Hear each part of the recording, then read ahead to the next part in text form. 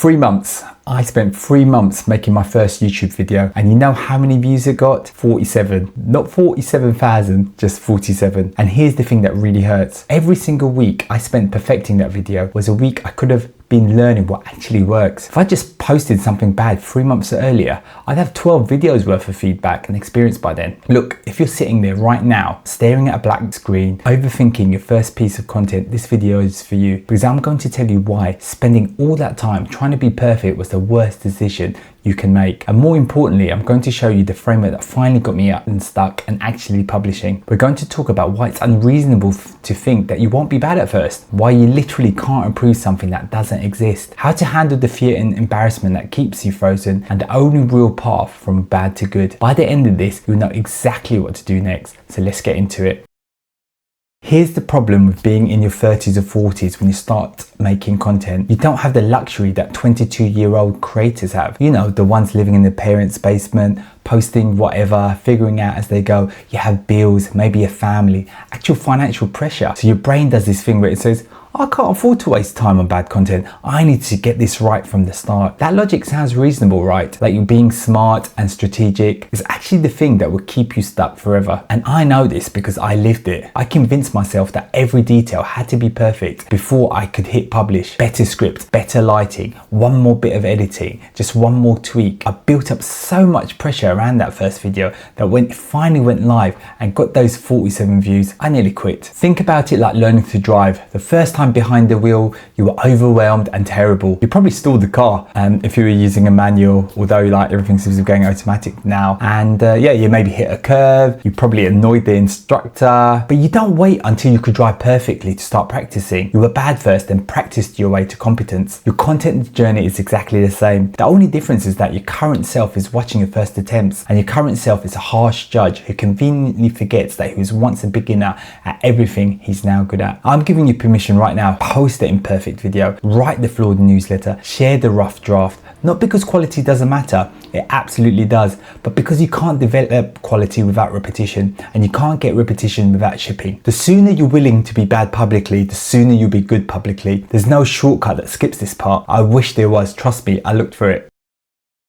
I've been learning French and Arabic for a while now. When you're learning a language, you expect to make mistakes. It's part of the process. Nobody judges you for it because everyone knows learning means making mistakes. But somehow when it comes to making a YouTube video or writing a newsletter, we forget this basic truth. Here's what held me back. I'm in my 40s. I thought being older meant I should have had this all figured out from video one. Like somehow my age would exempt me from being a beginner. So I spent weeks obsessing over every detail, convinced my first upload had to be polished. That's like expecting to recite Surah Al-Baqarah, which is like the biggest surah, the biggest chapter within the Quran perfectly just after one day. I mean, that's just totally unreasonable, right? But we do this all the time with content creation. Writing newsletters and making videos are skills, and like any skill, whether it's cooking biryani that doesn't burn to the bottom layer or getting your kids to actually do their homework, you know, you're naturally going to be bad at first. Although I'm still bad at getting my kids to do the homework. The only way forward is just to keep posting. Look at the biggest YouTubers. Marcus Brownlee had just 72 subscribers by his 100th video, 100 videos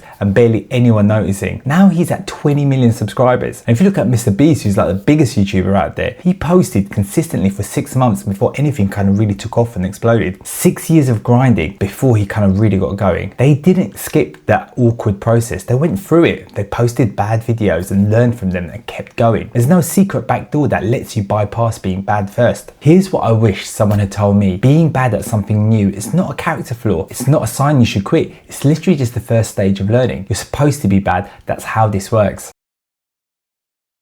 There's this famous pottery class experiment that changed how I think about everything. Half the students in the class were told to spend 30 days just creating one pot, so they're only making one pot, and the other half were told to make a single pot every single day for 30 days. At the end of the month, guess which group had the highest quality work? Not the perfectionists, but the daily potters, the ones making a pot every single day. Why? Because they learned by doing. Each pot taught them something new. Their hands got better, their instincts developed, they made mistakes and corrected them in real time. Meanwhile, the perfectionists were still theorizing about their one perfect pot stuck in their heads, never actually getting the feedback that comes from finishing something. Ali Abdaal has this framework that I love. He calls it fast, bad, wrong. Do it fast, let it be bad, let it be wrong, just ship it. I love this because it cuts through all the procrastination and perfectionism like a knife cutting through my wife's soft lamb curry. And when I say soft, it's really, really soft. The bone just comes off. I absolutely love it. And what I want you to do is have the permission to move. Just post stuff out there. The point is this: you can't learn from content you haven't created. No amount of planning replaces the feedback loop of actually publishing. You're not going to succeed at content creation by not making content. That sounds obvious when I say it out loud, but I spent 3 months proving it wrong in my head. It's not just about the content, it's about how to record a video, how to upload the video. It's about how to set all the different settings within YouTube. There's all this stuff that needs to happen. So what was the first thing that really helped me get going and just get unstuck? And that was just to keep it really stupidly simple. You know, I'd go live, hit record and publish without editing. I wouldn't even watch the videos back.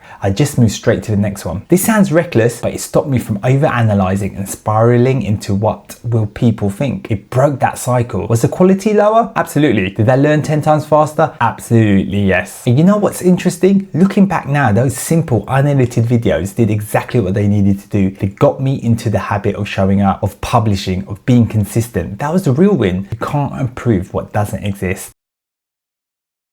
My first videos make me cringe. Watching them back is like reading your old Facebook statuses when you were just talking about all the different places and stuff you were doing. But here's what I realized. I'm actually proud I published those early videos, because without those awkward first attempts, I wouldn't have learned what I know now. The embarrassment was temporary, the education was permanent. And here's the reality that took me too long to accept. Most people don't actually care. Kobe Bryant talked about missing shots and airballing in front of thousands of fans on live TV at his LA Laker games. His advice: just get over yourself and move on. There's even a psychological term for this, the spotlight effect. You think everyone's watching and judging everything you do, but they're mostly worried about their own stuff. They're thinking about their own content, their own problems, their own groceries that they forgot to buy. Quick test for you. When's the last time you thought about someone else's cringy social media post? Like really thought about it for more than 5 seconds? Exactly. People forget, they move on. So should you. Your uncles at the masjid might ask what you've been up to, and you might feel weird saying, oh yeah, I'm making YouTube videos. But I promise you, they're going to forget about it by the time they're asking the next person about their kids. You're not that interesting to them. And that's actually liberating. Your embarrassment is normal. It's a sign you're growing. It's a sign that you're getting out of your comfort zone and you're doing something that really matters to you. But it's not a stop sign. It's just part of the process. Feel embarrassed and post anyway. That's the move. That's how you will learn.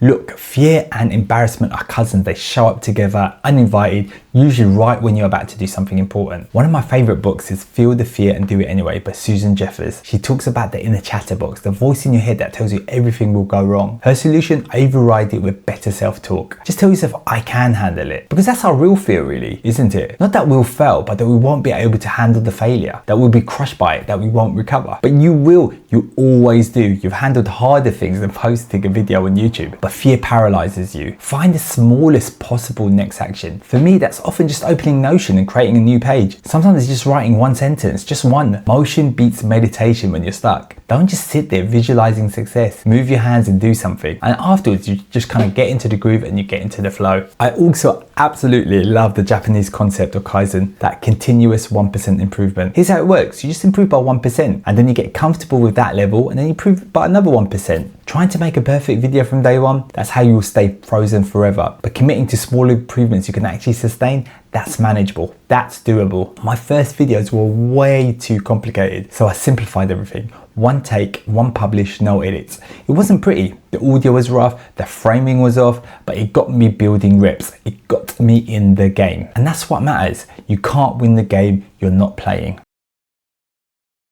Here's a secret that nobody wants to hear. The path from bad to good is volume, quantity, reps. Alex Hormozi says that if you want to master sales, take 1,000 sales calls. Not read 1,000 books on sales. Actually take the calls. Feel the rejection, learn what works, get better through repetition. Oprah said the same thing about hosting. She got better by doing her show thousands of times, not by studying hosting theory in a classroom. This applies to everything: content creation, learning languages, building businesses, you want to start small and keep the reps easy, but you need the quantity to unlock quality. Confidence comes from repetition, skills come from repetition, momentum comes from repetition. Ali Abdaal says you can change your life by publishing one video a week for 2 years. That's 104 videos. Imagine where you'd be with that much practice under your belt. I wish I had started this sooner. I'd be miles ahead of where I was, rather than kind of freezing and worrying about what topic I'm going to talk about or what I'm going to put out there. If you're starting your content journey, this is your roadmap. Volume first, polish later, get your rips in. That's it. Look, I wasted 3 months trying to be perfect. Don't do that. You can't improve what doesn't exist. Just publish something this week, fast, bad, and wrong. If you enjoyed this, join my email newsletter, The Muslim Solopreneur, and there'll be a link to that in the description below. Barakallah feek, and I'll see you in the next one.